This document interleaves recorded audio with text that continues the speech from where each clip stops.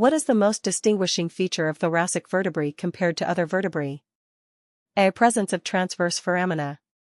B. Presence of costal facets. C. Large, kidney-shaped bodies. D. Short spinous processes. Answer: B. Presence of costal facets.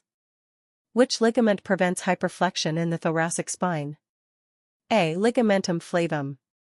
B. Supraspinous ligament. C. Posterior longitudinal ligament. D. Anterior longitudinal ligament.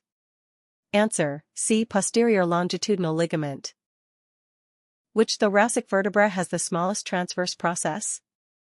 A. T1. B. T5. C. T10. D. T12. Answer: D. T12.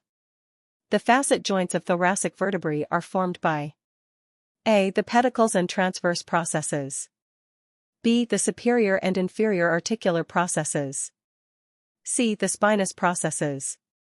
D. The laminae. Answer: B. The superior and inferior articular processes. Which thoracic vertebra has the most prominent spinous process that is often a surface landmark? A. T7. B. T1. C. T3. D. T10. Answer: A. T7. The superior costal facet of a thoracic vertebra articulates with A. The head of its own rib. B. The tubercle of its own rib. C. The head of the rib below. D. The costal cartilage. Answer: A. The head of its own rib. Which thoracic vertebra does not have an inferior costal demifacet? A. T8. B. T9. C. T10. D. T12. Answer: C. T10. What is the clinical significance of the kyphotic curve in the thoracic spine? A. It predisposes to lumbar disc herniation. B. It facilitates weight bearing. C. It increases the risk of compression fractures and osteoporosis. D. It reduces thoracic spine mobility. Answer: C. It increases the risk of compression fractures and osteoporosis. Which thoracic vertebra is directly involved in the formation of the thoracic outlet? A. T1. B. T2. C. T7. D. T12. Answer: A. T1. The posterior aspect of the thoracic vertebral body is connected to the arch by the A. Transverse processes. B. Pedicles. C. Laminae.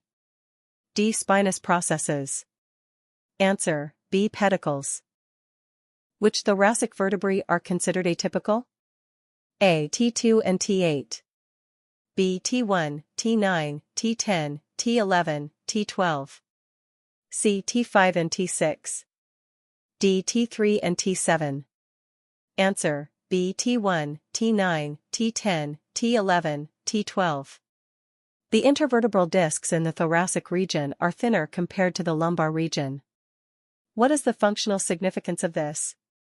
A. It limits rotation in the thoracic spine. B. It provides greater flexibility in the thoracic spine. C. It restricts mobility to provide stability for the rib cage. D. It increases the weight-bearing capacity of the thoracic spine. Answer: C. It restricts mobility to provide stability for the rib cage. Which thoracic vertebrae are most commonly associated with scoliosis? A. T1, T5. B. T6, T12. C. T5, T9. D. T9, T12. Answer: C. T5, T9. Which structure passes through the costotransverse foramen in thoracic vertebrae? A. Vertebral artery. B. Intercostal nerve. C. Intercostal artery. D. No structure passes through it. Answer: D. No structure passes through it. The joint between the head of a rib and the vertebral body is classified as A. Ball and socket joint. B. Pivot joint. C. Plain synovial joint. D. Cartilaginous joint. Answer: C. Plain synovial joint.